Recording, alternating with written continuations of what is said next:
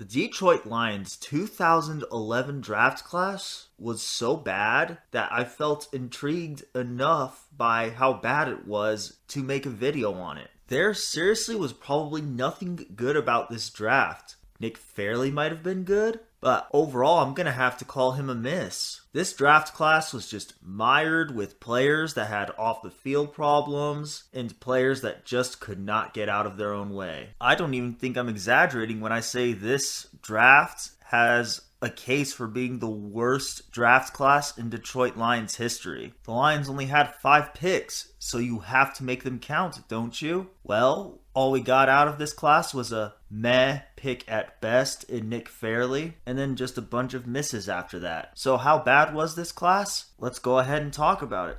Nick Fairley spent 4 seasons with the Detroit Lions, and he only lasted 6 seasons in the NFL. He played 46 out of the 64 possible games that he could have played while he was on the Lions. During his tenure in Detroit, he accumulated 170 combined tackles, 13.5 sacks, and 35 tackles for loss. Fairley was quite the roller coaster ride, making amazing plays and making completely boneheaded plays at the same time. A perfect example of this is against the Bears in 2013. It was in Chicago. He got a 15-yard penalty earlier in the drive. The Bears went on to score a touchdown. Then they had to go for 2 to tie it. So Nick Fairley got a 15-yard penalty earlier in the drive, and then on that same drive, he blew up the 2-point conversion attempt. So he could have been so good, but he just was too inconsistent. This is our best pick in this class. An absolute roller coaster of a player. Titus Young is just a perfect example of a player that could not get out of his own way. He played 2 seasons with the Lions and 2 seasons in the NFL. I'm pretty sure he got arrested shortly after being cut by the Lions. During his tenure in Detroit, he had 81 receptions for 990 yards, 12.2 yards per reception, and 10 touchdowns. He had 1,021 total yards from scrimmage. He got suspended from team activities for sucker punching Louis Delmas. He also got suspended for the rest of the season, starting with the Thanksgiving game against the Texans, for not lining up in the right spots when they called a play. I mean, one game that shows how good he could have been was Week 17 against the Green Bay Packers in 2011. But he was just his own worst enemy. So Young was a second-round pick that was out of the NFL in just 2 seasons.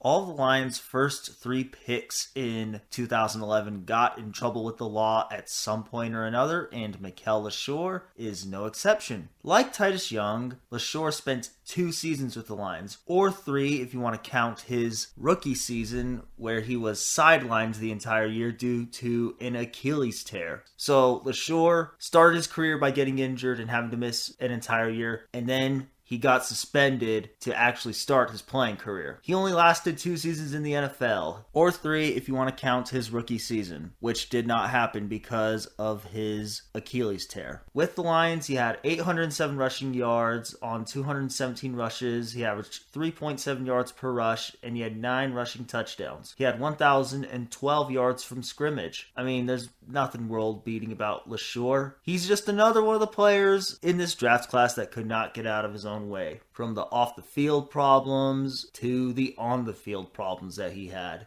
Here's some notable players that the Lions missed out on because they selected guys that had problems, for the lack of a better word. Players that were picked between Fairley and Young include Mike Pouncey and Cameron Jordan. A notable player picked between Young and Lesure was Rodney Hudson. He's doing pretty good on the Raiders if you ask me. And some notable players that were picked after Lesure include DeMarco Murray, Jarrell Casey. We also missed on Richard Sherman and Jason Kelsey. So we missed out on some pretty good offensive linemen, honestly. So how forgivable are these mistakes?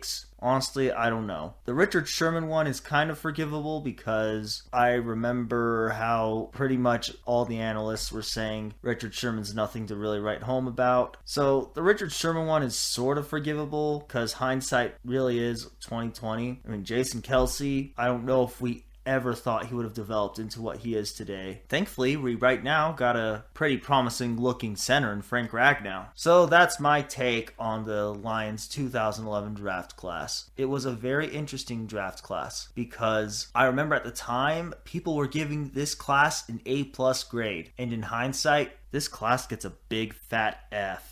It can almost get even an F-. But as we all know, hindsight is 2020, and hindsight says that this draft class was a disaster. But let me know what you guys think of this class. Do you think it has a case to be the worst Lions draft class of all time? Or do you think that's a little bit of an exaggeration? Let me know in the comments below, and thank you for watching.